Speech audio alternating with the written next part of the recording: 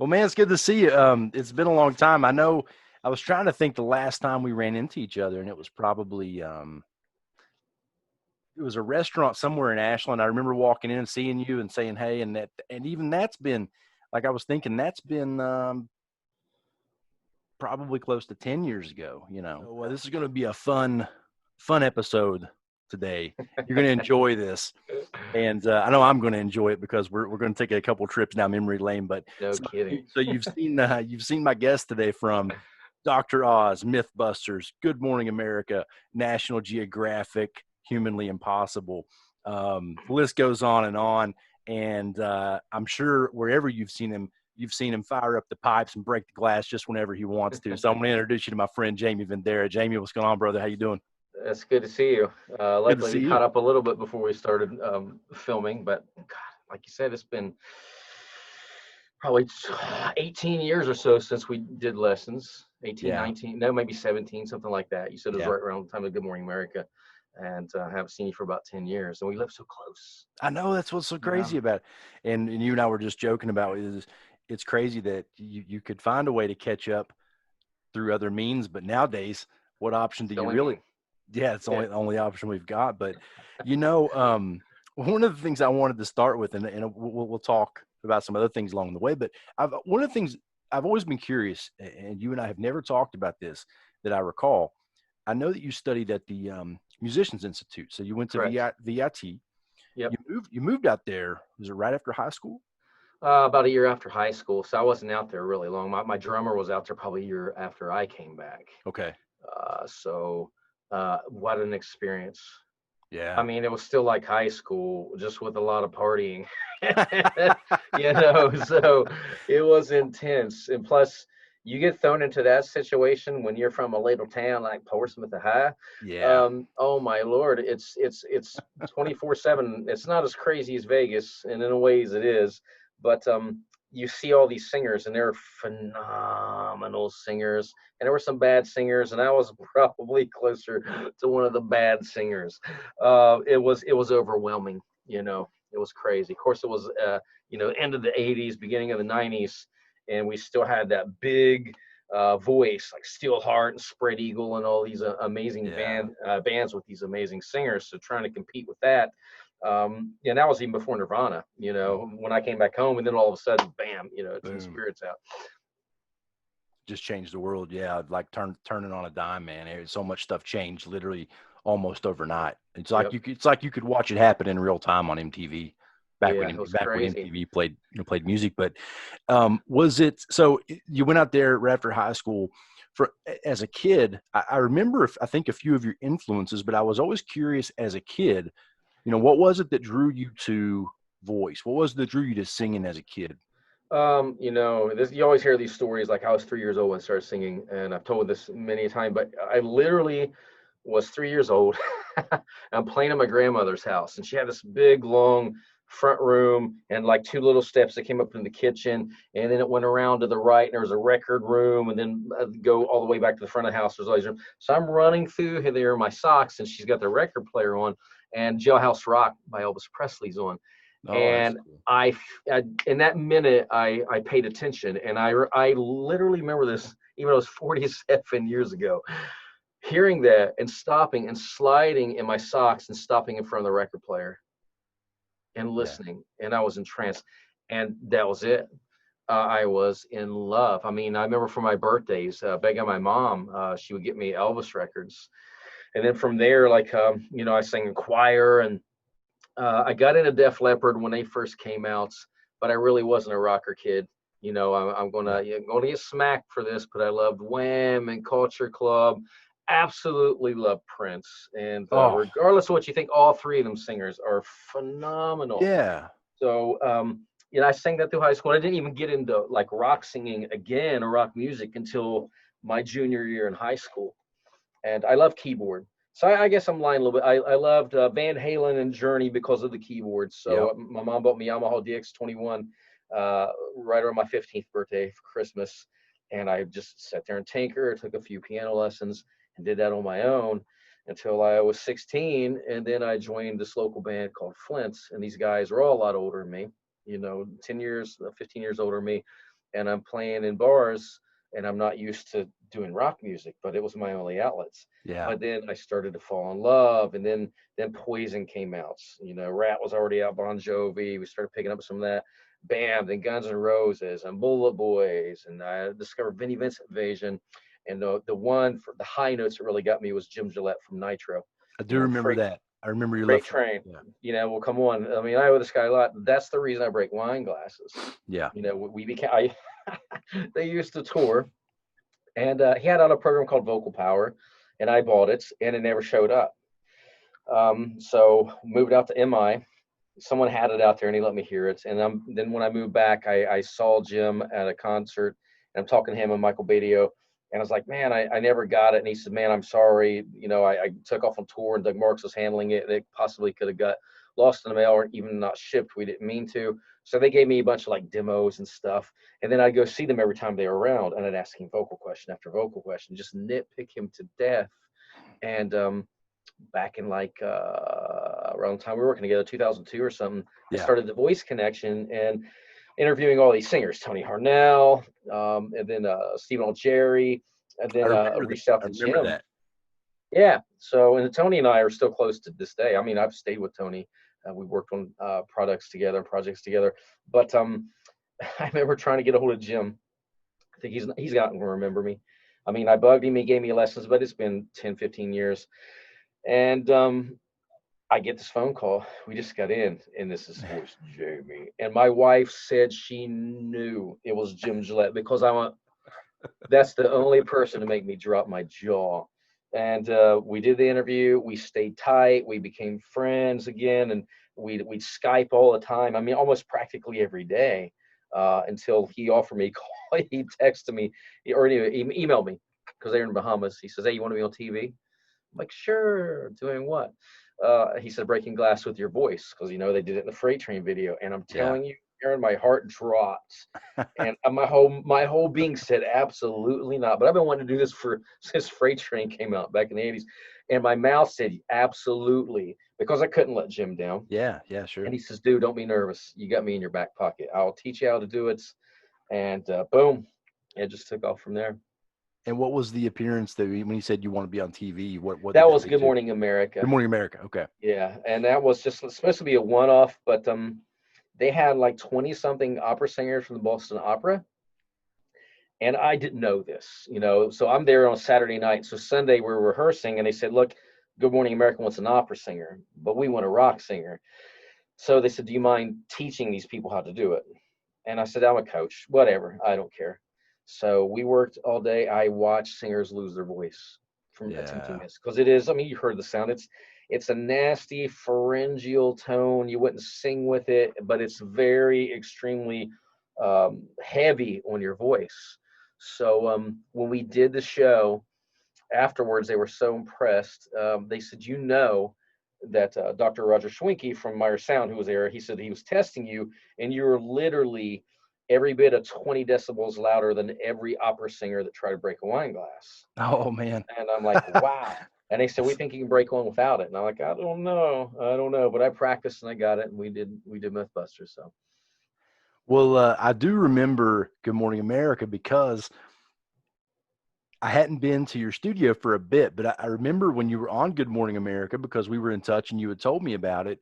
And I remember being really excited for you, but I was also kind of upset because I think, if I'm not mistaken, at that point, your first book was Raise Your Voice was raise out your at that voice. point. It was out. It just came out. Yeah. Just came out. And I thought, man, how cool for Jamie that he's going to be on Good Morning America. And I was sure they would say No. something about your book and plug your book. And I remember thinking, once I saw the end, it was like, how are you going to have a guy come on who's going to break glass with his voice, and then you're not going to plug his book? And I was so like, I mean, I was happy for you. And it was, and even so, even without that, I mean, it's not like, looking back on it now all these years later, it's not like you've really needed that. But I remember from just a respect point of view, I remember thinking as a younger guy, thinking, man, that was just, Oh, dude, no, I really was plug his crushed book. too. But I've done 60 or 70 TV shows all over the world, and only one did a spot for my book, and that was a show in Paris, France. And that's because when we did the contract, we were negotiating, and I said, "I want this much." They said, "Well, no, what about this much?" I said, "Absolutely not."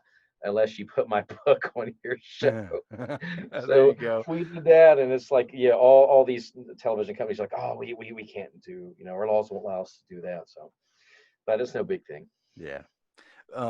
You have since that point in time have worked with, and you've mentioned a couple.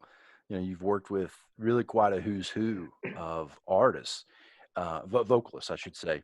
And what does tell us, just for people who might not be familiar and might not know in my audience, tell them what that lineup might look like, Okay. and then maybe tell us a little bit about some of the highlights of that, because I know from back then, knowing just what you said in the beginning, that you loved Journey and Van Halen. And I remember you working with Steve Augeri.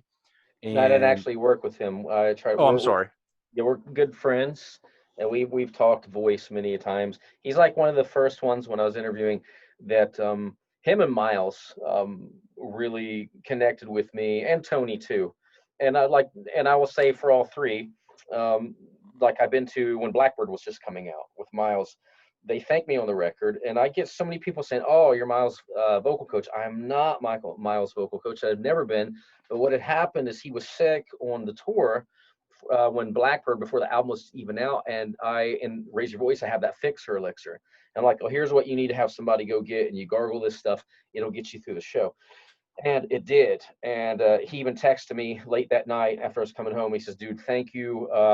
This works so well. I'm not even going to go to the doctor. I'm not going to do prednisone or any of that. I'm going to use your fixer elixir. So they thank me.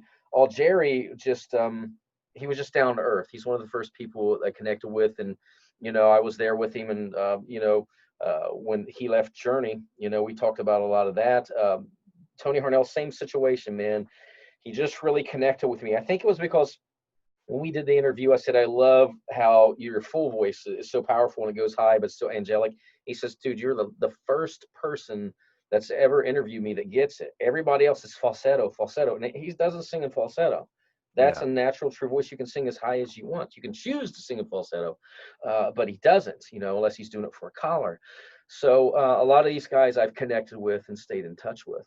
I still talk to Steve and Tony and Miles, and I talked to James LaBrie today.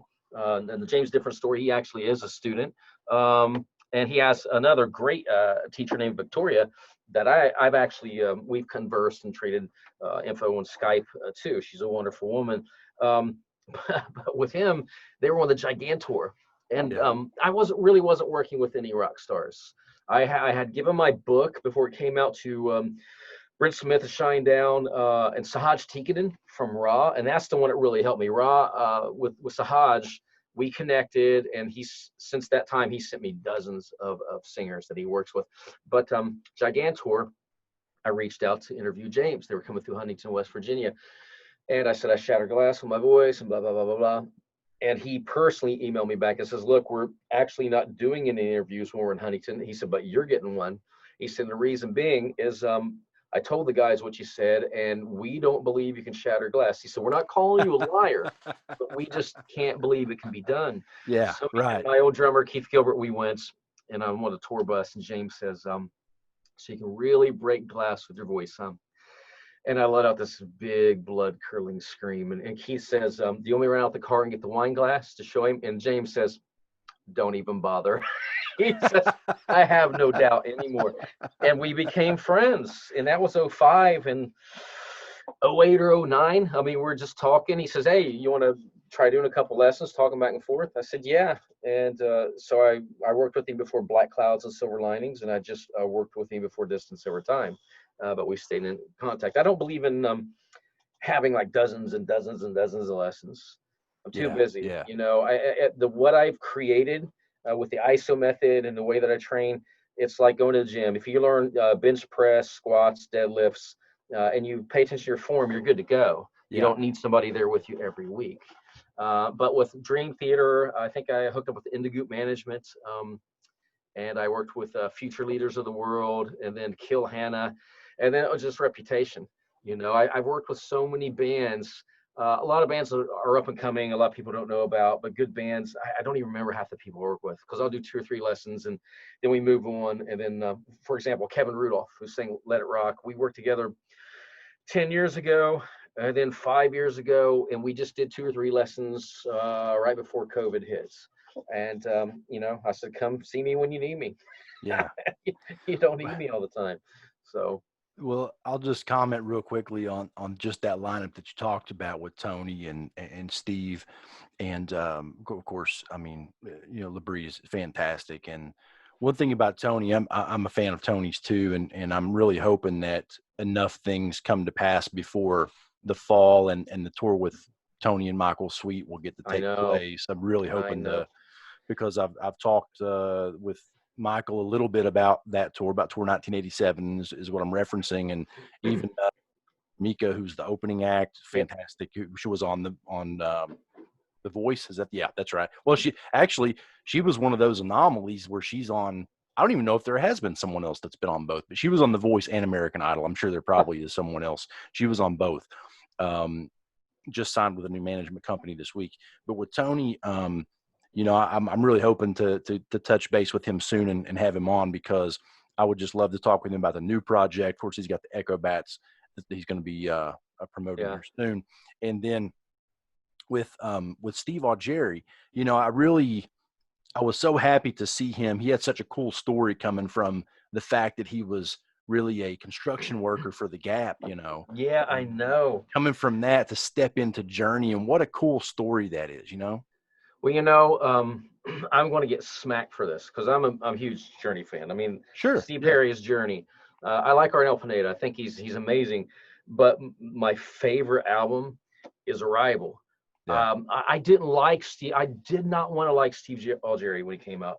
They had the song "Remember Me" on the Armageddon soundtrack, and I bought it just for that. I'm like, he don't sound like Steve Perry, but it's a good thing. He sounded more like he did in Tall Stories. And then I went to see him live, and they started with Separate Ways, and I closed my eyes and I listened, and I have been a fan ever since. Yeah. He's where Perry's a crooner, and rightfully so. That's what made that band. With Steve, his voice is kind of reminds me of Perry on the first couple albums, so it's a little thinner, but he's got more of a rockin' approach. So that's Yeah. what I loved about Arrival. A lot of the songs had a more serious rock vibe to me. I was into bands like Steelheart, like I said, so I like that serious, more drive. Or what was the band Neil Schon had with Johnny Gioeli? Hardline. Yeah. It kind of reminded me more like Hardline, so that's why I really dug it. And you mentioned Steelheart, and it was as I was getting thinking about talking with you, I actually was sort of going through some clips on YouTube, and I came across Steelheart and Michael Matevich, another one, just Yep. so impressive. And even as time goes on, and he just seems to maintain his prowess so well, it's really impressive. Yeah, I mean, some people change. Like one of my all-time favorite singers is Ray West. There was a band called Spread Eagle, and they had out 2 really killer albums. And they had a song called "Scratch Like a Cat." It's scratch. It was just insane. Yeah. And I'm telling you, if you listen to "Slave to the Grinds," I'm not going to say what I know, but you listen to Monkey Business, I guarantee you, Sebastian was lightly influenced by Ray West, because songs like Switchblade Serenade, it's just, he was on another level. And he's still around. He has so I got on their shirt. So Ray, if you're watching this, I got on Weapons of Anew. So he's in this band, plus Spread Eagle just put out a new album. But the new Spread Eagle album is kind of tamed down because they're trying to modernize it, and I dig it. I mean, I listen intently, and I listen for the harmony. So I know Ray personally. I know he can still hit all those notes. But it's a thing with Matevich. You listen to the new albums, he may not always be hitting the ultra high soprano G sharp G's and all that, but he does. He has that power to his voice. Yeah. Yeah. And he's still got the angelic quality when he's doing like a piano ballad or something. Yeah, it's very the thing that I noticed, and the clip that I saw it was not real old. It was, I want to say 2-3 years old, and he seemed to still have just what you say. He seemed to still have that drive and that very gutsy approach to things. But I'll make a quick joke though. You mentioned Sebastian. Given your book lineup, which we're going to talk about in a second, you may have to step in here and offer your services up to two sides if him and Jericho go through with this sing off, man. Listen. I'm not asking you to choose sides. I'm just saying you may need I'm you may coming have to be a corner man for somebody, Sebastian's like, I'll beat your, and I'm like, okay. I mean, I know how wrestling is. I know it's a show, but I'm thinking, you better watch what you say there. Well, here's a funny story though. I working with Brian Burkheiser from I Prevail. Him and Jericho are friends. So I was like, hey man. He's like, oh, I want to tell Jericho about you today. Nothing about vocal coaching. Actually, because we got everybody on this. We got Ralph from Primal Fear. Ralph Sheepers uses it. Ripper Owens uses this. Tony Harnell. If you're into new bands like Starset, Dustin Bates uses this. Palisades, all these different bands are using the Vokes. But it's a maintenance thing. Keeping your voice in shape. That's what that bottle does. So, but yeah, I've been seeing those clips and the Twitter things. So we shall see what unfolds. Well, I do want to. So I was just using that as a comedic segue, or my attempt at a comedic segue into your book lineup, man, because it's so impressive. And I've got to give you props. We were sharing some things before we started, and gosh, man, just starting from Raise Your Voice, which I mentioned had just come out, and you even said around the time you did Good Morning America. But I wanted to save that to let you run down your book lineup for us, and tell us where someone like, so it's even myself. All right. So we're not, my band is not doing shows right now. If anything, we're writing, because shows seem to be almost this impossible sort of thing to even try to step into, if you're not going to do something acoustic. And even with that, where do you go to do it? And they're starting to work out some things with drive-ins and different sort of things, but we've chosen to spend the time writing. So for anyone in my position, or anyone who's just looking to start improving their voice or working with their voice, outline your book lineup, kind of steer them on where to go and how they can find you and how they can get access to that literature. Oh Lord. I'm a writing freak. Actually, just this year, a lot of people didn't know this about me. I write fiction. I've written 30 or 40 fiction books, sci-fi, YA, horror, and I just pulled all the pen names and put my name on it. And I've got 4 or 5 that's been written for over a year, but we're going to filter them out. So Raise Your Voice, and I love that book, and I absolutely hate it because it was the first book I wrote. I did update it twice. I've never had it truly professionally edited. I had some decent editors that knew what they were doing, but now that I got Rich Dalglish editing all my other books, I really need to hit that in my Ultimate Reading Workout book.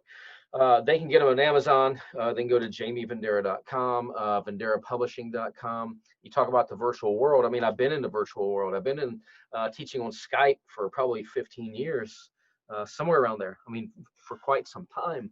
Yeah. And I do have private studios. I have one in Columbus and Cincinnati, but I haven't been back since March. But what's kept me going, I feel sorry for a lot of my musician friends, but teaching online, plus I have an online school, Vendera Vocal Academy. That's right. And it's a 2-year school. There are several thousand audio, video, PDFs. There's a Facebook group you can join. You can send me songs for critique. We do songwriting classes.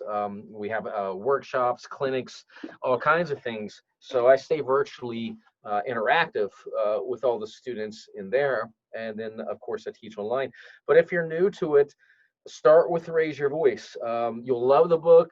Forgive me for the typos. That's why I hate it, because I'm so anal now with everything we write. We make sure everything's good. But it is that book, Raise Your Voice 2, Ultimate Breathing Workout. The couple, 3 other ones I love. I can't. I've written so many books, Aaron. I can't remember everything I've done. But I love Unleash Your Creative Mindset, which is more a book about tapping into your creativity, because everyone says, oh, I got writer's block and I can't write these lyrics. I can't figure out these chords. I don't believe that. Sahaj Tikkanen told me once, and we put it in Raise Your Voice, you don't have writer's block. You're either inspired or you're bored. And it clicked with me. So like even we're putting up lyric videos now for some of my songs, and people see I don't rhyme all the time. And it's not a crime. I don't do that. But I don't really write my lyrics. They just come to me. So I don't stress about it. Even when I'm working with Scott or with my Vendera and Stiff band, or Ryan Wall from Angel Fire East, I don't they'll play a chord, and if something clicks with them, like, yeah, we'll go from there and do that. But that book, Unleash Your Creative Mindset, Mind Over Music, I wrote with Joe Vitale, who actually was in the movie The Secrets. That's right. Yeah. Yeah, that one. Those two are along the lines of creativity and helping you get off your butt. Because you had a band, and even during COVID, I'm going to do this, I'm going to do that. Yeah. And half the people don't. They come up with doubt. Well, I can't do this. I got to deal with the kids. I got to go to work. That's a way to cut through all that and get it so that you quit procrastinating and get it done. Rebalance Your Voice was a book I just wrote with Dr. Ilter Denizoglu. If you're having vocal issues, I highly suggest it. If you're not having vocal issues, I highly suggest it, because it does cover the Dr. Vokes device here, or what we nicknamed the Vendera Vokes, but it's the Dr. Vokes part of the vocal strength training kit. But dude, all this is, not to jump all over the place, but if I just put water in here and just hum, you literally create balance and back pressure. You get pressure coming back down above the cords, so when the air's coming out, it's leaving your body. But when you filter it through this and it comes back down, it relaxes the cords and it relieves tension in the medial muscles around the cords. And the doctors actually filmed it, and you can see it looks like a vocal cord massage. It's the weirdest thing. Oh, wow. He is from Turkey, my doctor. And not to jump all over the place, but no, it's okay. I was in Japan, and I got a piece of glass in my throat 6 years ago. Nightmare. I've got laryngeal nerve damage. I every day my voice is hoarse. It hurts. From that incident. Wow. It literally got stuck in my throat. Wow. We think we got it out, but I won't let them do surgery here. I don't trust anyone. So I was searching the internet trying to find something to help with pain, and I found the Dr. Vokes device, which is a glass device. Looks like a little balm. And I contacted them. I was trying to order it, and they didn't have shipping to the United States. And they're like, "Wait, we know who you are. We know MythBusters. We know Dream Theater." So they sent me one, and I loved it. I wish I had it here to show you. But I said, "Hey, Doc, I'm still doing TV shows. Can you take this glass piece that's on top of the round ball? Can you make this out of rubber and let me stick it in my back pocket? Call it a pocket box. I don't want anybody. Just make it and sell it. Just give me one." And they did, and it blew up. And then I said, "Hey, Doc, I need a bottle. I don't like having to use an Aquafina bottle. Make me a bottle." And this, like I said, this version they don't even use. This is for us. Wow. We have Dr. Vokes US coming out in about a month. We haven't even launched yet because of COVID. We're trying to make sure everything's right. So for a new singer, raise your voice, rebalance your voice. Getting a Vokes is like the perfect setup to make sure that you're warmed up, your voice is in great shape, and then you understand technique and that you're singing. Excellent. Excellent, man. Well, Jamie, listen, so before we wrap up here, I'll have you recap your socials and just tell us quickly about your bands and where people can find your bands. But man, it's been real fun catching up with you. And I want you to make me a promise when I'm going to find just the right rundown to do with you on an album. And I'm going to have you and somebody come on, and we're going to break down an album and have a lot of fun for about, for 45 minutes or an hour, and just talk about an album that you really love. And you can come back for that, and we'll have a lot of fun with that. Absolutely. I'm listening to you, but James LaBrie just texted me. We're always joking. So. No, that's okay. That's actually kind of a cool thing for the show anyway. So tell James I said, hey, maybe I can have him on one day. I'll reach out to him if you want to have him on. I would love to have him on. Same thing with Tony. Would love to have either of them on. It'd be great. It'd be an honor. But I wanted to tell you from a 20, 21-year-old kid's perspective, I just wanted to say thank you, man. I've always had a special place in my heart for you. I think it's awesome that you did the book. You mentioned the book with Joe Vitale, and part of the reason that it made you such a perfect guest to be on my list for this show was that, we call this the rocker life, because when you get into music, man, it's not just music. There's a lot of of mental game. There's a lot of emotional game that comes behind that. You mentioned a couple there, just with writer's block and sort of the thing around that people get in their head. There's so many things that come around that, and just to the compliment that you paid me before we came and started, man, that means the world to me to hear that from someone like you. Just that makes a very cool end to a very challenging day. So I really appreciate that. But tell everybody real quick where we can find your bands. And then let's recap your socials and let everyone know how to reach out to you. With someone like you, I'm guessing you're going to have people out there that may have had have a vocal injury or have something that they have a specific thing they want to mentioned to you, so there may be an email or something you would want to direct them to. Yeah, but I get a lot of that. Even we were talking before, come on, I tour. I've toured with a lot of Bollywood artists. I was on Yeah. tour last year with I Prevail, worked with Brian, because I mean, people don't realize how hard it is on the road, and that's my forte. I'm a voice strengthening specialist. If you're touring, I get a lot of those calls. You know, where Sky Harbor, Stitched Up Heart, all these bands are touring, and they're like, oh, you know, I've been in interviews all day, my throat's tired. I don't think I can sing tonight. Jumping over to the bands, I guess. I'm so busy as a coach that I don't really get to sing like I should. And you see everyone putting out, you know, coaches putting out music. I think COVID helped me because I realized that I missed singing really bad. And I was doing performance workshops. My guitarist Scott Stith and I, we've toured in Australia and in the Middle East, singing and teaching voice, and it made me miss that. So during this time, I reached out to Scott. We've only put out 2 songs, and we did it kind of for the school so I could teach songwriting. A song called Lisa, a song called Casual Suicide, which is not about suicide, by the way. But I came up with this idea right as COVID was hitting. I thought, hey, let's do a version of Open Your Eyes by Ultra Bridge. I said, but I got an idea. I don't want to do it major. I want to change it to minor. I want to do it acoustic. And I played it for him. He's like, eh. And we worked it out, and then he fell in love with it. That band is Vendera and Stith, and we're doing a new project called Recovered. And you can go to YouTube. I think my channel is /Vendera J. You know, it's Jaime Vendera. So you'll find me. So right now we got like a lyric video for Lisa, a few live clips. We get the Open Your Eyes Recovered video. And then the other band, Angel Fire East, we're actually filming a video now. That is my other project, because with Vendera and Stith, it's more about like full voice. It's all about guitars. And with Angel Fire East, I had this vision. What would happen if Prince sang for Evanescence? Yeah, that's cool. That was kind of that's a cool name too. Yeah, well, here's the story behind that. My all-time favorite author is Terry Brooks. So he wrote the Sword of Shannara and all those series, and he went back and wrote this series called The Word and Void, and one of those books was called Angel Fire East. So I reached out to Terry. He was honored.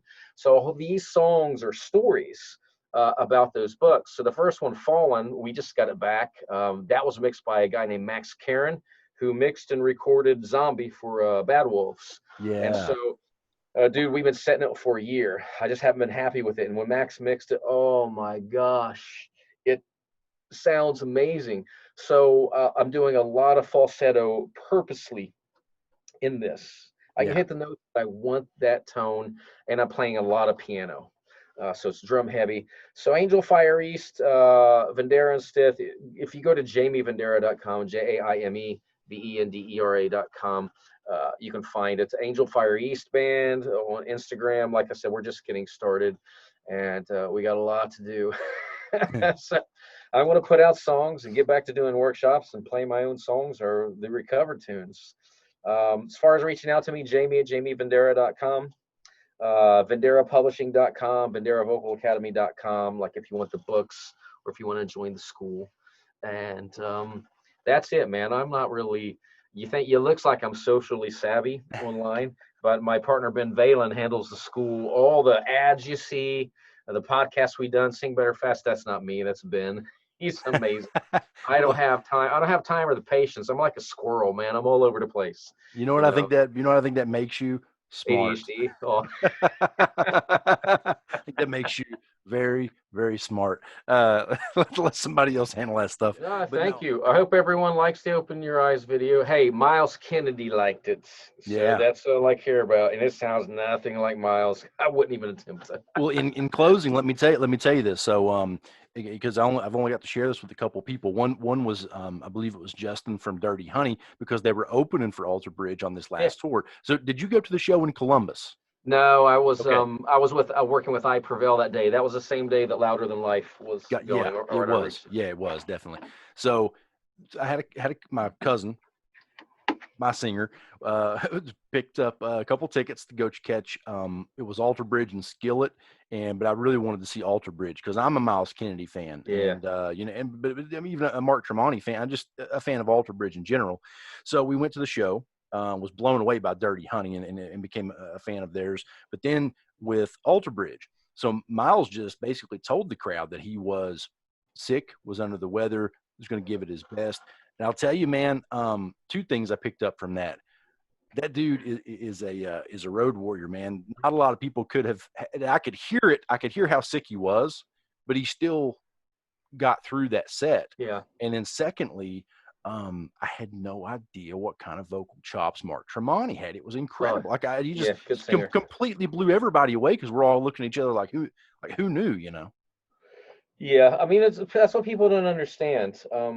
People like Eat Up James. He sucks. I'm like, dude, I've worked with Dream Theater side stage with in-ears on, and you do not understand how demanding it is for somebody like Miles or James to sing the stuff they've written. Yeah. And you're on the road, it's tons of factors. It could be the air conditioning. It could be lack of sleep. It could be Mark got sick and passed it to Miles. It's so much going on. Yeah. But that's the one thing I give with Miles. He generally does not cancel. I can't remember when he's canceled again. Even when he was sick, when I worked with him, you could barely tell it. Yeah, you know? yeah. It was for him to come out and say it. I knew that it was legit. I knew he was really feeling bad, but just like you said, I could barely tell, and he really earned. I mean, I respected him anyways, but that kind of stuff earns major props with me. I really give guys, Yep. massive respect for that. But hey, buddy, we'll leave it there, man. It's so great catching up with you. I hope You too, man. nothing but the best for you with Dr. Vokes and with everything you got coming up. And we'll make sure we get everybody the information to find you out there. And maybe I can reach out and find you now that I know you're still where you're located. So I'll be on that hillside in my cleats weeding it, so you can't miss me. Yeah, well, I'm still here in Eastern Kentucky myself, and I'm just a little older, a little fuller in the face, and with 3 kids and a beautiful wife. So I'm blessed, but still love music, and it's really cool that we get to have platforms like this that we can share some time together. So thank you, brother, for coming on, and we'll catch up again soon. Okay. Thank you, brother. Good to see you. You too, man. Have a good night. Okay. Take care. You too. All the best to you and your family.